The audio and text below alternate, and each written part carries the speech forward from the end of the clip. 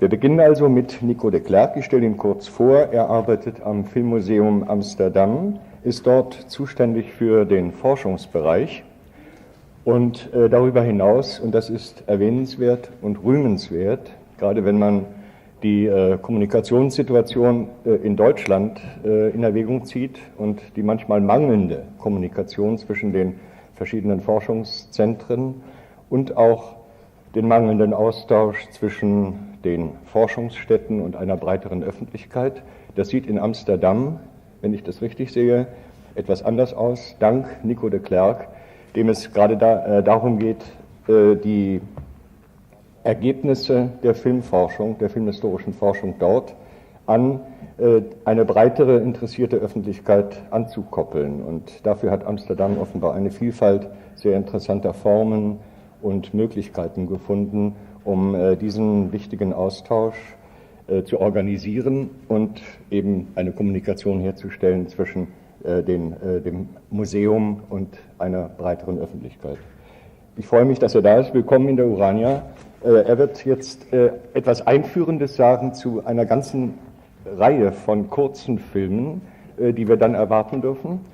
Von denen übrigens, wenn Sie den Filmzettel in der Hand haben, 3 Titel fehlen werden. Das wird er dann uns noch genauer erläutern.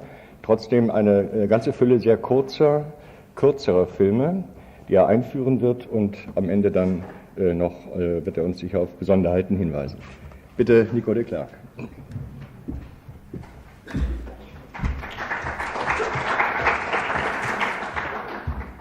Thank you, Mr. Kreimeier.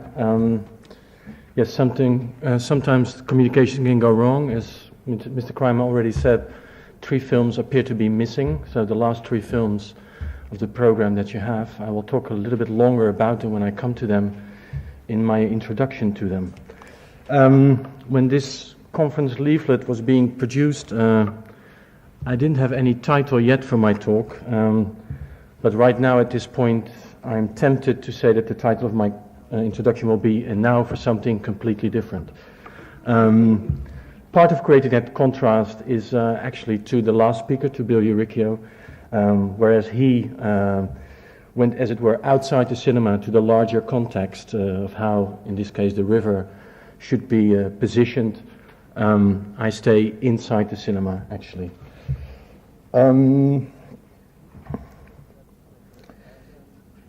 The leaflet also suggested that I would be making a comparison between Dutch and German documentary filmmaking. I indeed will present and talk about a number of non-fiction films that are Dutch. I was tempted to say mainly Dutch, but there's one American film missing. So I will leave the comparing to the Germans. One reason for this deviation is that the kinds of film that I want to be shown, I have no idea if there are any counterparts of that made in Germany. At least we don't have any German films that are comparable to the films I'm going to show in our archive. The second reason is that I also prefer a somewhat different perspective. This perspective, this approach, takes as its starting point the program as an exhibition format, and in this case also the role documentary played in it, although I will define documentary in a somewhat different way, as you will notice. To my mind, the program, and not just the film program, is one of the most, if not the most, underestimated and under-researched aspects of the history of screen practice, to borrow a term by American film historian Charles Musser. Considering the fact that well into the 1960s, possibly even the 1970s, in Holland and maybe also in Germany, films were still part of a program, including not only other films, but also, though not always, live performances. This lack of attention is all the more surprising. In this particular case, I want to focus on the so-called program of shorts, obviously for reasons of time, but it also allows me to show a large number of different films. And furthermore, and this is another reason for the urgency of my approach, or I think it's urgent, is that the kinds of shorts that I will be screening are usually eclipsed by materials in both archival and academic work, are eclipsed by materials that are accorded more prestige, be they fiction films, avant-garde, or the more artistically accomplished and or feature-length documentaries. As I will limit myself to programs shown in commercial cinemas in the early 1930s, The latter category, the accomplished or the feature-length documentary, in fact play a secondary role, because whether they were refused by commercial exhibitors or whether they were reserved for non-commercial venues or both, the fame of the films that usually surface in the histories of documentary certainly didn't always rest on popular appeal. For commercial cinemas, of course, a requirement for films to appear on their programs was that they have sufficient entertainment value. Not surprisingly, these shorts were made also by the companies that produced the features in many cases. And even though the program of short addressed spectators in a number of ways, I think it's their very variety that I think was meant to contribute to these programs' entertainment. Parenthetically, I use the word variety with a certain caution because it's hard to find actual lineups of programs of this time, as both critical attention and publicity focused mainly on the feature film. I'm not then implying that the films that you're going to see all appeared in one program. Entertainment, of course, is still not a word immediately associated with documentary or non-fiction film. Nevertheless, in the program of shorts, entertainment appears to be a major consideration. Newsreels, at first glance the most factual of documentary films, are, I think, a good example. Almost all of the various newsreels from this period, but not exclusively from this period, include lighter items.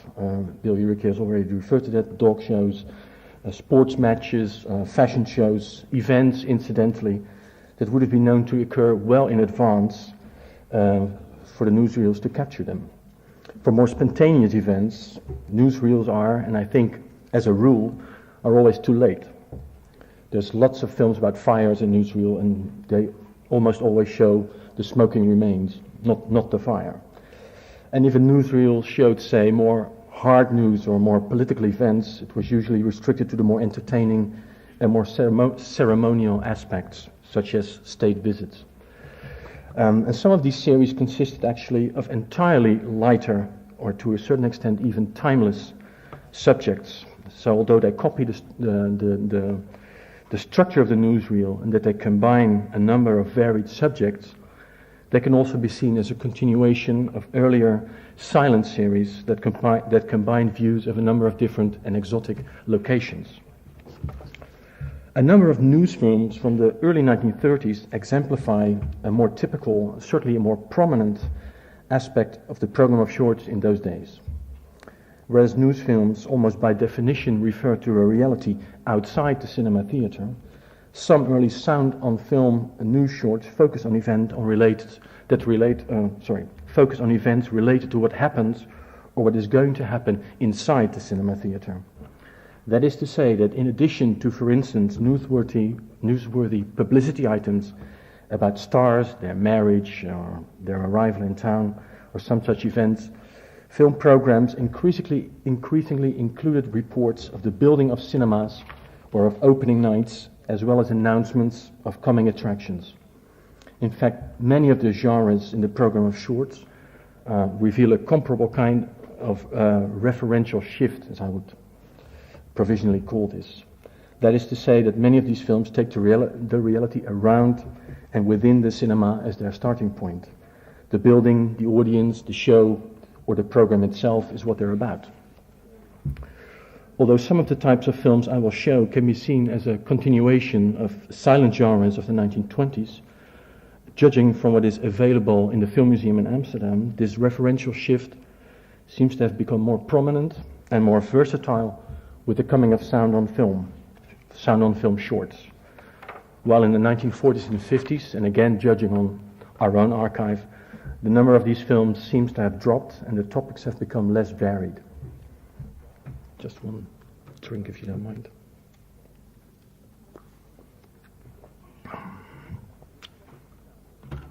Okay.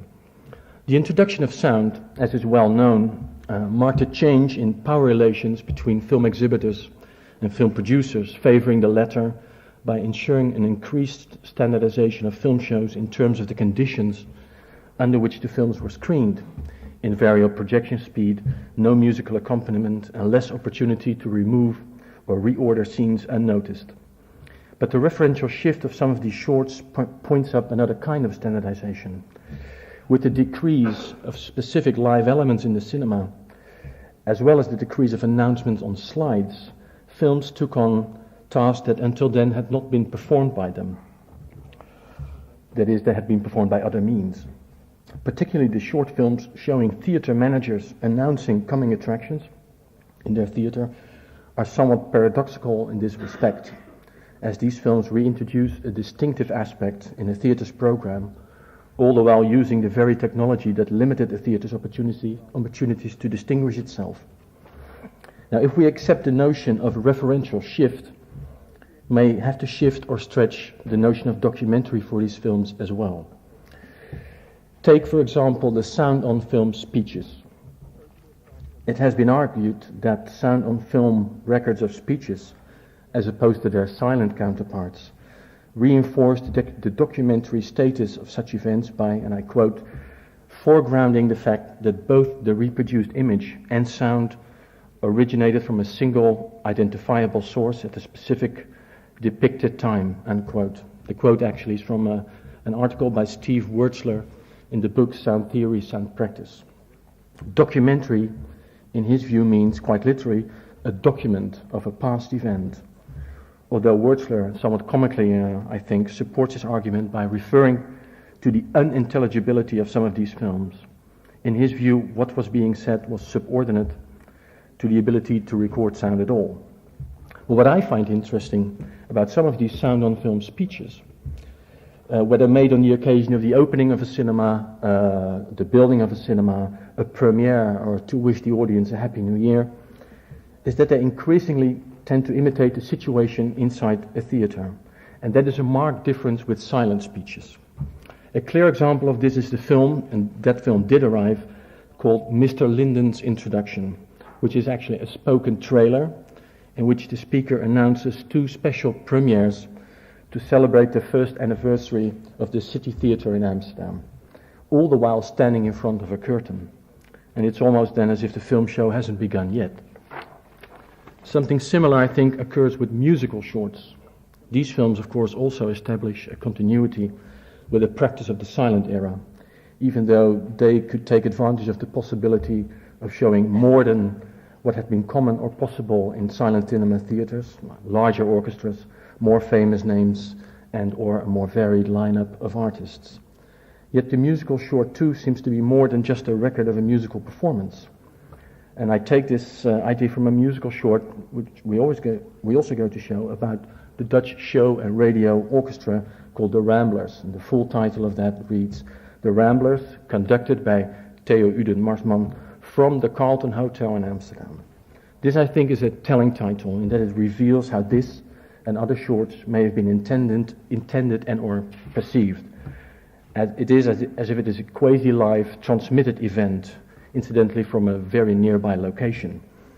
It suggests that the document status of these films is perhaps not their main concern.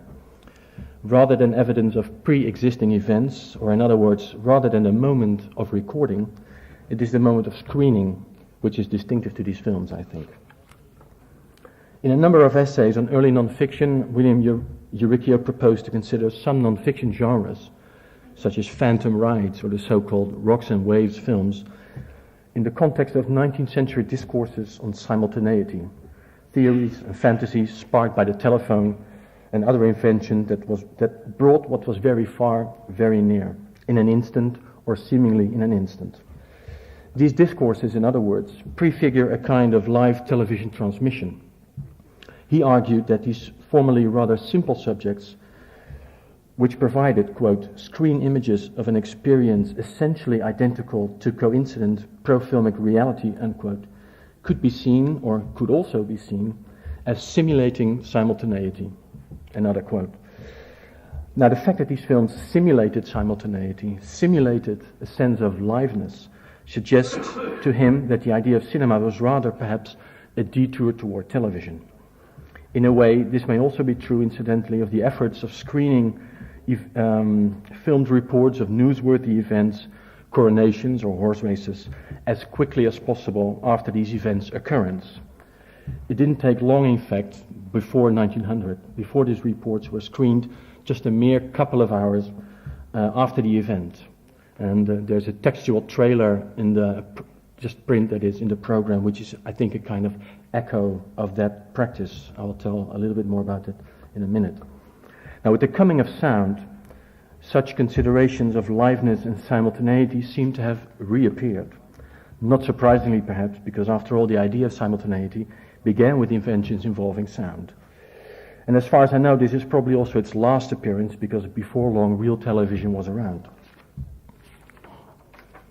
But there are other categories of short films that take this referential shift, or this shift to simultaneity, one step further. These are the films that are missing. These films not only address spectators directly and quasi-live, they also invite them to act, sometimes even to interact. For instance, they ask him to donate money, buy a lottery ticket, participate in a prize contest, or answer a quizmaster's questions. Sing-alongs also fit into this category, even though they often have a clear fictional frame.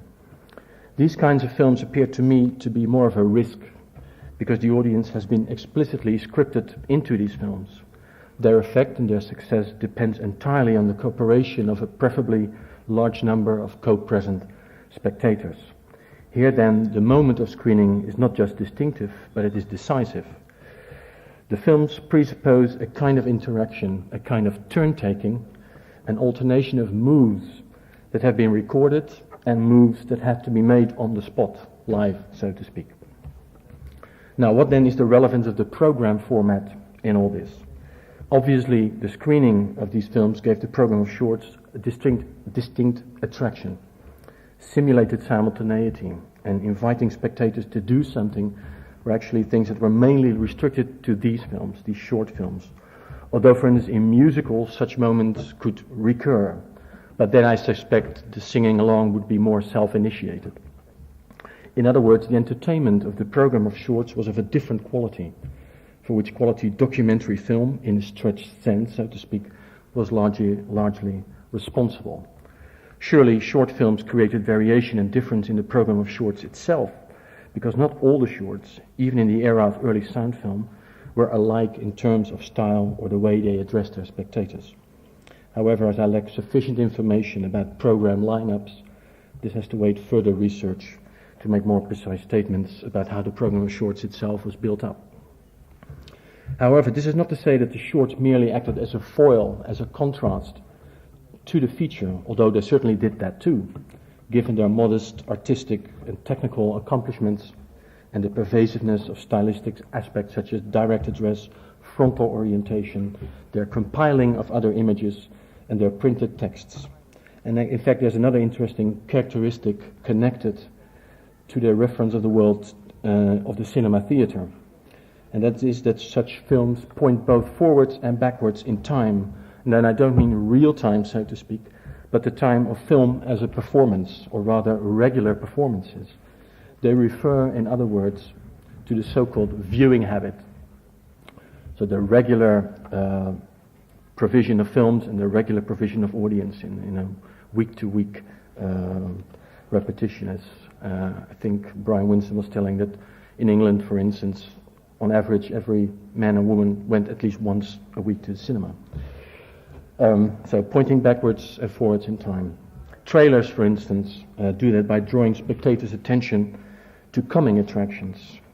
The same genre trailers, as well as newsreels about film stars, can also point backwards in this sense by capitalizing on the familiarity of a star's career, for instance.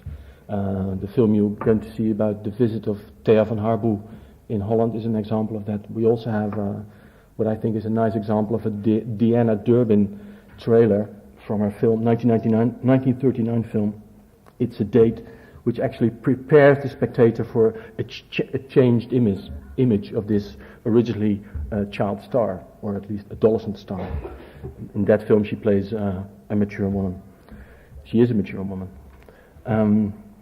These films then point up the performance character of cinema, which may not be uppermost in our minds when dealing with the sound era, even though in the historiography of early cinema and silent cinema, the performance aspect has come to be increasingly recognized and theorized musical accompaniment, lecturing and barking, programming, as well as the role of various publicity materials.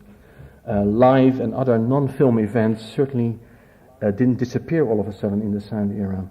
The films I've talked about suggest quite directly that the performance area of cinema remained larger than the film itself.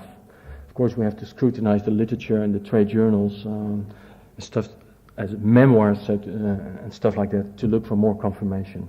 One, I think, inspiring autobiography was Leslie Halliwell's Seats in All Parts.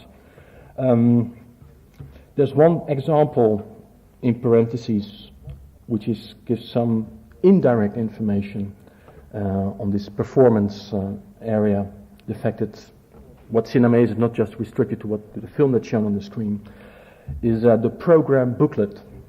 It's an equally unpopular subject in film history. Usually these booklets were mainly restricted to the main feature. Occasionally mention is made of an orchestra, who they are, what they play in the intermission. For the rest, these lavishly illustrated booklets are filled with extensive descriptions of the main feature's plot, with now and then an additional interview, the odd essayistic review, or song lyrics, either in the original language or in translation. The latter item, the lyrics, again suggest that sound not only came from the film, but also from the auditorium. Furthermore, and more intriguingly, are, I think, the extensive description of the plot. They often reveal how the film ends, for instance, and they kind of run contrary to our understanding of the classical feature film, particularly its suspense-driven narratives. Yet these booklets were produced by the production companies or their distributors, not by the exhibitors. Surely they may have been considered as souvenirs, given their lavish illustrations, but this is quite speculatively, given the viewing habit, given the steady stream of films and audiences, as well as the large number of theaters in the 1930s, especially neighborhood theaters. I think this might point out the relative, and I stress relative, unimportance of the film screening. Because, of course, especially in neighborhoods, again, these theaters were also meeting places. You could meet people and gossip and do all kinds of things quite unrelated to the screening. In other words, there may have been some kind of competition between the film screening and other events in the cinema. The film descriptions in these booklets may have been some kind of support to learn the story, either in advance, but also when you came in later. This sheds perhaps also another light on the quite unclassical documentaries that I've been talking about and I'm going to show in a minute, because in their own distinctive way they were a solution to this competition. Direct address as a means to draw the spectator's attention to the screen, not by way of character development or by intrinsically important subjects, but by addressing the spectator directly in a quasi-live way. One thing that this implies, of course, is the idea of narrative and stylistic developments should encompass not just the main feature, but I think the program as a whole. Just one final point. Dutch film historian Karel Dibbits, who has written a thesis about dissertation about the introduction of sound in Holland, argues that the diffusion of recorded sound equipment for cinema theatre was quite fast in Holland, as well as in England, by the way, and much faster when compared to, for instance, Belgium, Italy, France, or Germany. It is here, perhaps, but that is for you maybe to argue, that there's a basis for comparison with the German situation. Were the films that I'm going to show, were they made here as well? Were they shown? If so, have they been considered in archival work? And if so, have they been preserved? So I hope this paper may contribute to uncover this too often forgotten aspect of film history. Here ends my introduction. As many of the films that I'm going to show are in Dutch, I'll give you brief, and for the films that are missing, some longer descriptions. The first film is not spoken, actually. It's a newsreel of the opening of the City Theatre in 1935. The second film is a year later, on the occasion of the first anniversary of this theatre, where the manager, as I told you earlier, announces two special premieres. A film by Frank Capra Mr. Deeds Goes to Town, and the film Rembrandt by Alexander Korda. And he also says that Alexander Korda, as the leading actor, Charles Laughton, will be there in the theater as well. Then the arrival of Theo van Harboe in Holland, which is German spoken. And then there's this textual trailer that says that images from the soccer match between Holland and Belgium will be shown the next day. The next film is The Ramblers. I already talked about that. It's no Dutch spoken, it's just music. So The Ramblers from the Carlton Hotel. Then there's a film called Health First. It's a commercial for Chief Whip cigarettes. It compiles, that's because I think that's another, maybe not a stylistic characteristic, but it's surely prominent in many of these films. The origin of the documentary images is not important, so they just compile images of sports matches because the one who promotes the cigarette was a well-known sports announcer in Holland, and he kind of says that if you smoke Chief Whip cigarettes, you're lucky because that's the healthiest cigarette there is. Even sports people smoke it. Then Careful with Fire, which is a film about, as it says, how to behave when you're out in the country, warning against forest fires. Then there's the Express Sound Review. It's an example of the kind of newsreel that focused much more on not so much urgent, rather more timeless, at least more entertaining subjects. So there's Carnival, there's a review show, I think in Paris. The same goes for the next film, which is called Gamelan, playing the gamelan in the Colonial Institute in Amsterdam. Of course, a lot of films were also meant for kind of education, but here you see that they focus again on the more entertaining aspects. In this case, the music, of course. A lot of films, especially those about Bali, also showed half-naked women, kind of educational nude. I think there's the same kind of entertainment intentions there. Okay, then, I regret it actually, but there's nothing we can do. The last three films were about this idea of participation and interaction. So the film Small Surprise, Great Cause is actually part of a time-honored series that was started in the 20s and maybe even still exists in Holland, and it was a kind of commercial for the bio holiday resort. Initially in the 20s, this was an initiative by Amsterdam cinema owners to collect money in the cinema so children from poor people could be given a holiday for a week in the fresh air somewhere on the coast. By this time, in the 30s, it was already a national something, and when I checked, I mean, a lot of money was actually collected in this way. These films were never shown without the sound of a rattling money box that was passed through the audience. And later on, in the 70s and 80s, the emphasis shifted a little bit to build holiday resorts for handicapped children. Then there's the film about Dutch Society for Aid. Well, there's not the film about the Dutch Society for Air Raid Protection. This is actually not only inviting people to buy a lottery ticket and then showing the prizes you can win, but also to come up with a catchphrase for a picture that was shown in the film. And then the last film, which is not a Dutch film, but an American film, but I couldn't resist the temptation because this is a sound quiz, and this is really interacting. Here the audience is really scripted into the film because there's this quiz master. He sits there like an anchorman on television. He shows you images and then you have and sounds, but in a mixed up order, so you have to guess. And every now and then he says, almost, but not quite, and that's a good answer. So there's really this kind of interaction. I'm very sorry you cannot see this film. Actually, for me, I mean, there's many things I've seen in the archive where I work I've never known about, but this was kind of the film that convinced me that you think you may know a lot about film history when you start to work in an archive, but somehow when you see the films that are there, it's almost as if you can jettison all that kind of knowledge because there's so much more than we usually think there is. Okay, enjoy the screening, and I'll be back.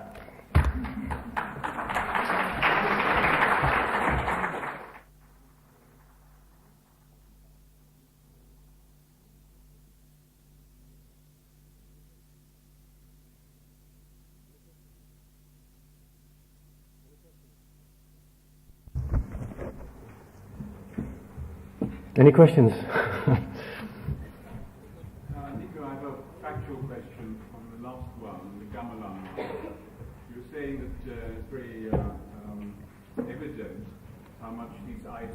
have a direct contact with the audience. In other words, in some sense, they still conform to the cinema for attraction mode. But I was struck by the last one, the Gamelan play, and it says it's performance at the Tropen Institute or Kolonial Institute. But where does the footage come from that we actually see of Bali? How was it worked in, and does that not change because then you actually are in a different world? In fact, it's as if the performance were placed back into Bali rather than being brought to you in the theatre or in the museum. That is actually an example of showing how easy it was to compile images from sources that were never mentioned, and it was perhaps not even relevant from which source it was, as long as it looked like Indonesia or the Dutch East Indies.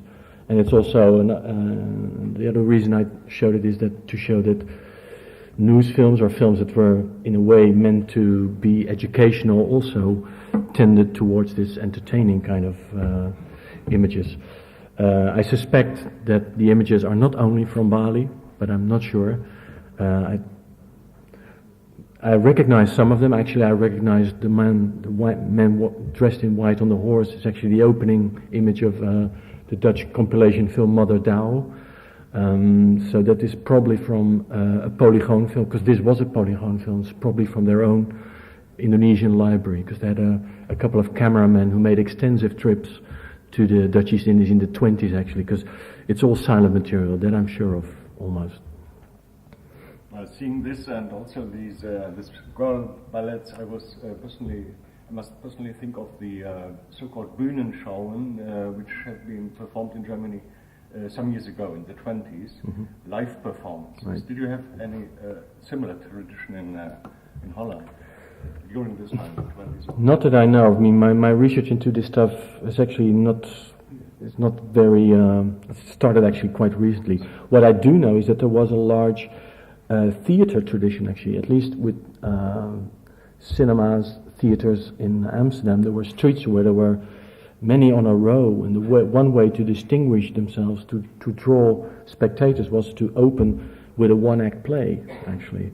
I haven't come across many remarks about these kind of revue shows, actually.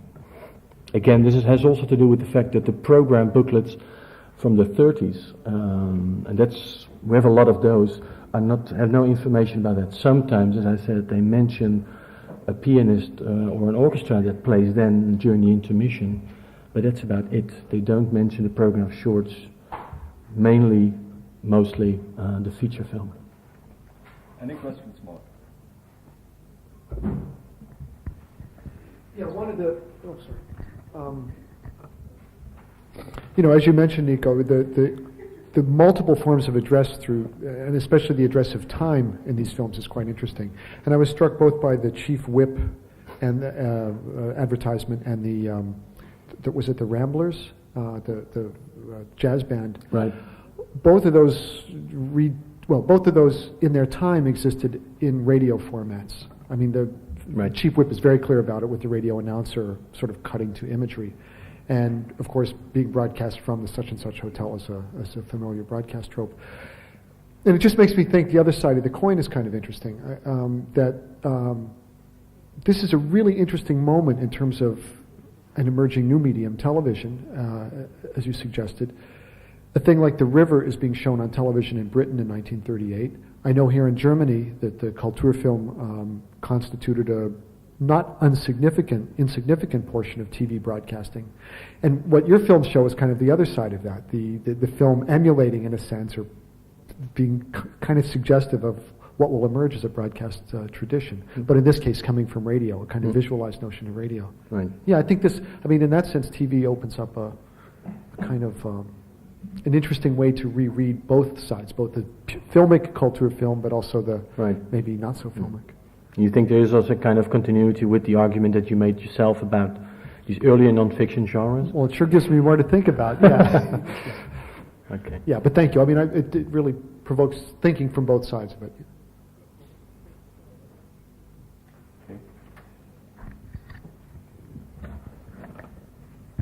I found it quite interesting how you stressed the argument that documentary worked on the entertaining of the audience very much. Do you have evidence for that it changed later in the 40s, and did it in particular change after the invasion of the Germans? I can't hear you very well, sorry. Did this entertaining moment of documentary, did this change later than in the 40s? Well, the kind, especially the films with where you have participation or interaction, or that are meant to have interaction between, say, film and audience, are lacking from that time. Actually, that was just one American example that we had. There's no Dutch film. The rest of this are all Dutch. What you see with especially the types of film that I showed at the beginning is that in later years, as I said, these films become less, and they kind of focus only on premieres and opening or building of cinemas, or the arrival of a star to with the premiere of a film. There's a film about a Gary Cooper vehicle, and that was made in the 1950s. It was also the opening of a new theater again. But that is mainly the kind of subject that only remains of this whole area, a whole gamut of films that try to address the spectator in a kind of different way and entertain him at the same time. So it's mainly the thing to do really only with the cinema itself, premieres, opening nights.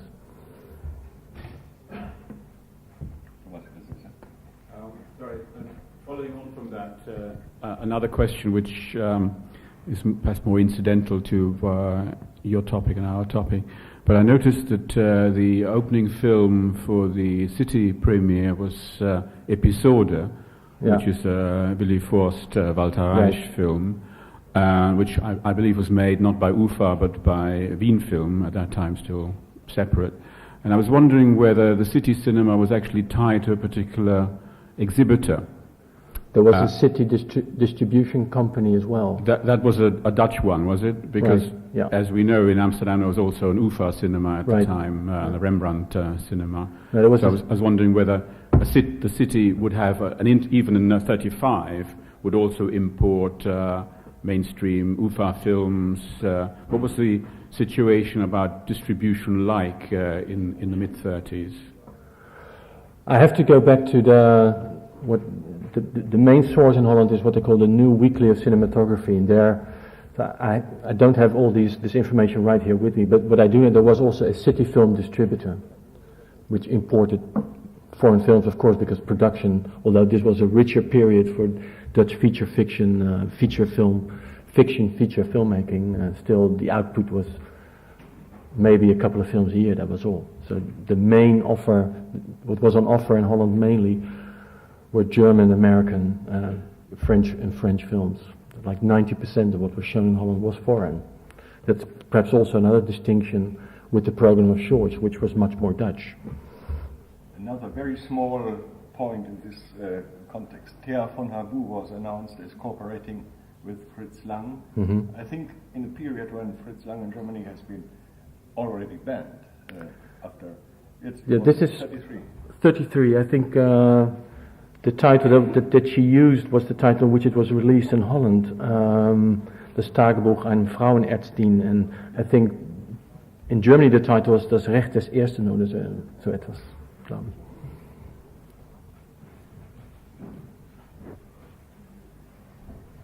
Yeah, that's good. I just wanted to know that there's a German pendant to this crossword puzzle-like film, or quiz film, by Guido Seeber.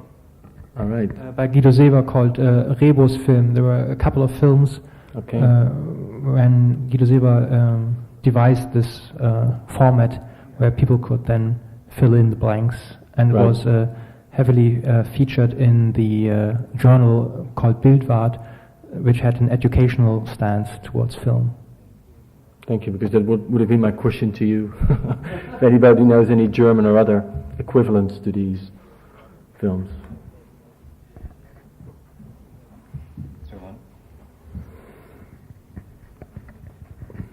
One question to the Kulturfilm in Holland.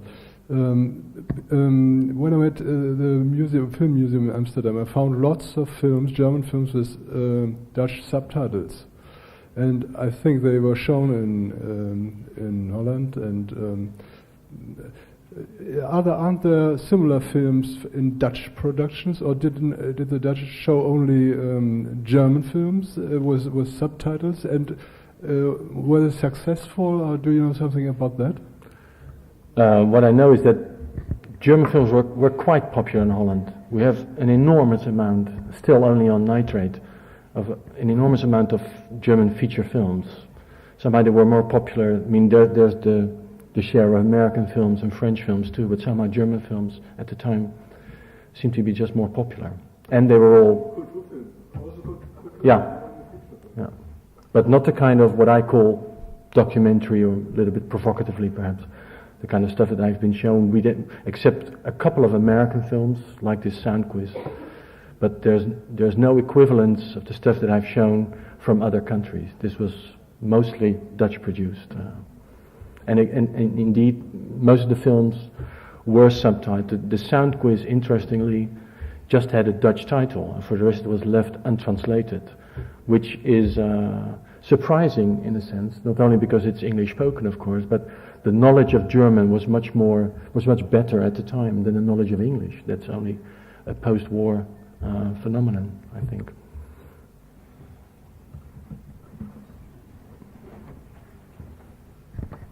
Actually, I just want to add something about this Kulturfilm.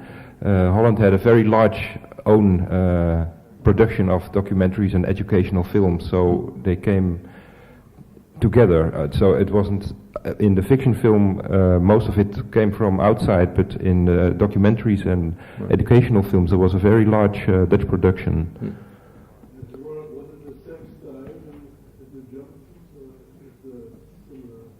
No, I couldn't say. I mean, for instance, there's a huge output of films made in the Dutch East Indies.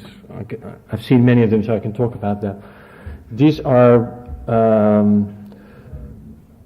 they're strongly, in terms of style, they are strongly reminiscent of the style of the 19-teens. Actually, Travelogue kind of structures, information about various kinds of industries, customs, and that kind of stuff. And there must have been, we have about 1,000 films in our archive. The Polygoon archive, which was the Dutch newsreel company, has another huge amount of these films.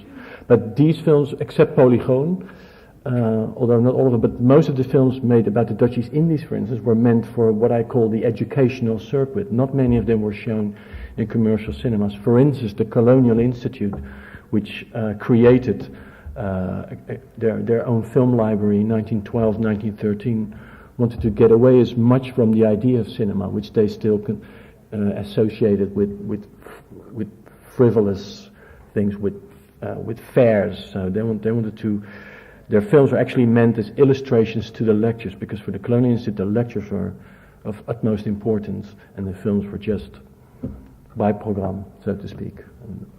And many of the documentaries, of course, that Hans is talking about, the ones that Holland is well known for, the films by Evans, for instance, they were also, especially the ones he made in Holland, were shown also outside commercial cinemas. They were shown in the film club called the Film Liga, as many of the films actually that we've seen over the past few days were also reserved for that kind of non-commercial or alternative venues.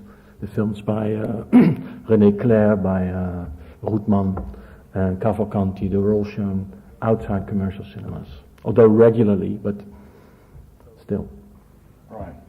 But then can you just follow on, Hans and Nico, from that? Then are you saying that the range of materials was a very broad German Kulturfilm range, or was it a more limited sort of Griersonian notion of a specific sort of non-fiction film, documentary film? As far as the German films, as far as I know them, for instance, this whole series which was called Schaffende Hände, which was also bought by the Filmliga, which started in, I think it was 1929, their own distribution company, also called Filmliga. They bought all these films and shown in their own theater, which is now a commercial theater, but at the... And in Dutch production,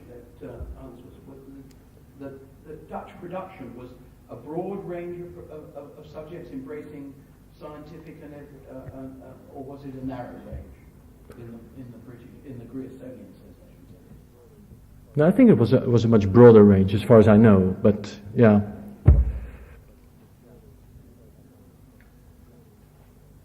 Noch Fragen? Keine? Gut, dann haben Okay. wir, glaube ich. Thanks a lot, Nico. Danke schön.